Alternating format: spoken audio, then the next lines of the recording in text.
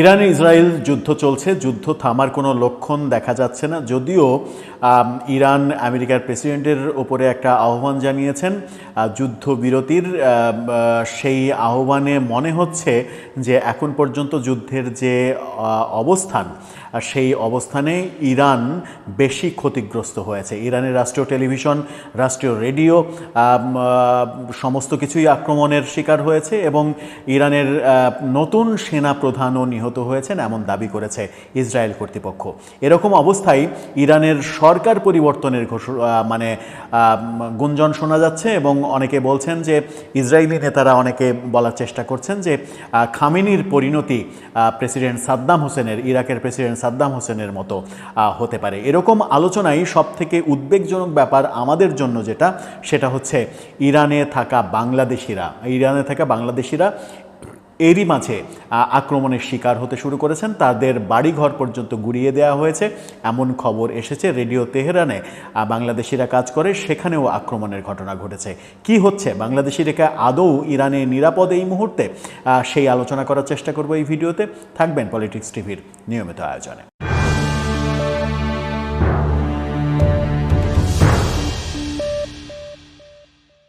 দর্শক, পলিটিক্স টিভির নিয়মিত ভিডিওগুলো স্পন্সর করছে প্রজাপতি.টিভি, নতুন ওটিটি প্ল্যাটফর্ম। আপনারা চাইলে ইউটিউবে, ফেসবুকে, ইনস্টাগ্রামে, টিকটকে দেখে নিতে পারেন। ডেসক্রিপশন বক্সে লিঙ্ক দেওয়া থাকবে, সেখান থেকেও আপনারা দেখে নিতে পারেন প্রজাপতির কার্যক্রম। চলে যাচ্ছি মূল ভিডিওতে। বলছিলাম ইরান ইসরায়েল যুদ্ধে বাংলাদেশিরা পর্যন্ত আক্রমণের শিকার হয়েছে। গণমাধ্যম যেটা বলছে, গণমাধ্যমের ফটোকার্ডটা আপনারা দেখে নিতে পারেন। ইরানে বাংলাদেশ দূতাবাসের কর্মকর্তার বাসায় ইসরায়েলের হামলা, এমন শিরোনাম করেছে দৈনিক কালবেলা। এছাড়া বিবিসি যেটা জানানোর চেষ্টা করছে সেটা হচ্ছে যে আমার বাসা পুরোপুরি গুড়িয়ে দিয়েছে, বিবিসিকে বলেছেন তেহরানে বাংলাদেশ দূতাবাসের কর্মকর্তা। তার মানে হচ্ছে যে বাংলাদেশিরাও রক্ষা পাচ্ছে না। শুধুমাত্র তেহরানেই 400 বাংলাদেশি রয়েছে, তাদেরকে সরিয়ে নেওয়ার বন্দোবস্ত চলছে এমনটাও বলা হচ্ছে। ব্যাংকিং চ্যানেল বন্ধ বাংলাদেশের সঙ্গে এই মুহূর্তে, ইরানের ব্যাংকিং চ্যানেল বন্ধ, এই কারণে তাদের সাহায্য সহযোগিতাও পাঠানো যাচ্ছে না। সব মিলিয়ে মারাত্মক অবস্থার সৃষ্টি হয়েছে। ইরানে বাংলাদেশিরা চিৎকার চেঁচামেচি করছেন, আমাদেরকে বাঁচান, আমাদের জীবন বাঁচান, এমন অবস্থা তৈরি হয়েছে। কি বলছে বিবিসি? বিবিসি বলছে ইরানের রাজধানী তেহরানে সোমবার ইসরায়েলের হামলায় সেখানকার বাংলাদেশ দূতাবাসে কর্মরত কর্মকর্তাদের বাসভবনও আক্রান্ত হয়েছে। এর মধ্যে অন্তত একজন কর্মকর্তার বাড়িঘর ব্যাপকভাবে ক্ষতিগ্রস্ত হয়েছে বলে জানা গেছে। তবে হামলায় ওই কর্মকর্তা বাড়িতে না থাকায় প্রাণে বেঁচে গেছেন। তখন তিনি বাড়িতে ছিলেন না, তার বাড়ি ভস্মীভূত হয়েছে। তিনি বলেছেন আমার বাসা পুরোপুরি গুড়িয়ে দিয়েছে। বিবিসি বাংলাকে বলেছেন ওয়ালিদ ইসলাম, দূতাবাস কর্মকর্তা। তেহরানে বাংলাদেশ দূতাবাসের কর্মকর্তারা মূলত জর্ডান নামের একটি এলাকায় বসবাস করেন, যেটি পড়েছে তেহরানের 3 নম্বর জেলায়।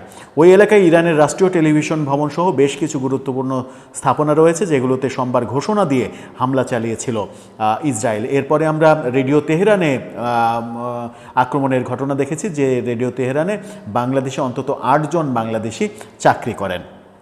এরপরে বিবিসি যেটা বলছে সেটা হচ্ছে যে আমাদের আশেপাশে এখন আর কিছুই নাই, কেবল কূটনীতিকদের কয়েকটি বাড়ি টিকে আছে, কিন্তু আশেপাশে কিছুই নাই, বলেছেন ইরানি দূতাবাসের ফার্স্ট সেক্রেটারি ওয়ালিদ ইসলাম। তিনি তেহরানের 3 নম্বর জেলায় ইসরায়েলি সেনারা হামলার ঘোষণা দেওয়ার পর সেখানকার বাংলাদেশ মিশনে কর্মরত কর্মকর্তা কর্মচারী সহ বাংলাদেশি নাগরিকদের সবাই ওই এলাকা থেকে তাদেরকে সরে যাওয়ার নির্দেশ দেওয়া হয়।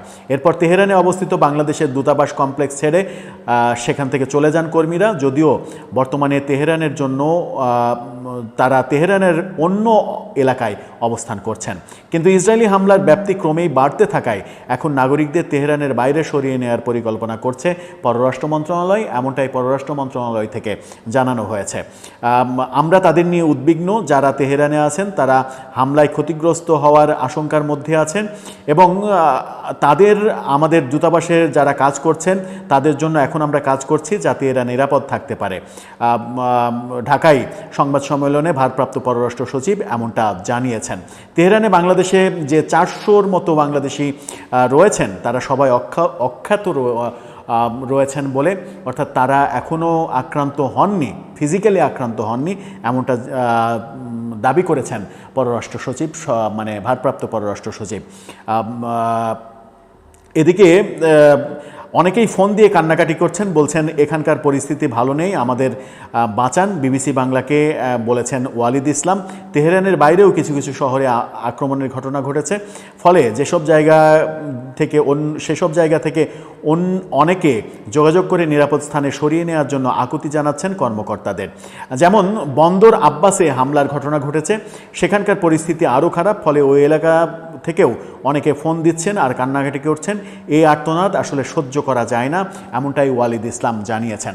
সব মিলিয়ে ইরানে বাংলাদেশিদের অবস্থা খুবই শোচনীয়। তেহরানেই 400 বাংলাদেশির জীবন এখন শঙ্কার মধ্যে। এরই মাঝে একটি গণমাধ্যম খবর দিচ্ছে যে একটি ডাক্তার দম্পতি ইরানে বেড়াতে গিয়ে সেখানে এই হামলার মধ্যে আটকে পড়েছেন, না পারছেন নিরাপদ স্থানে যেতে, না পারছেন দেশে ফিরে আসতে।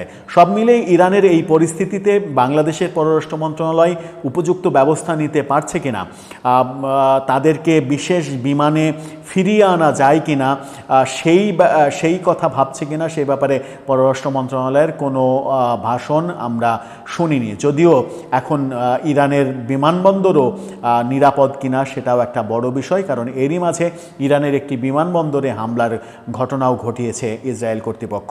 ইসরায়েল দাবি করেছে ইরানের নতুন যে সেনাপ্রধান, সেই নতুন সেনাপ্রধানকেও তারা হত্যা করেছে, এমন দাবি করছে। সব মিলিয়ে ইসরায়েলি বিভৎস হামলার মুখে ইরানে বাংলাদেশিদের অবস্থা খুবই সংকটাপন্ন। এই মুহূর্তে প্রয়োজন বাংলাদেশ সরকারের বিশেষ ব্যবস্থা করা, সেটি বাংলাদেশের এই সরকার কতটা করতে পারছে সেটাই এখন দেখার বিষয়। দর্শক, আপনার মন্তব্য জানিয়ে এই ব্যাপারে লিখতে পারেন আমাদের কমেন্ট বক্সে।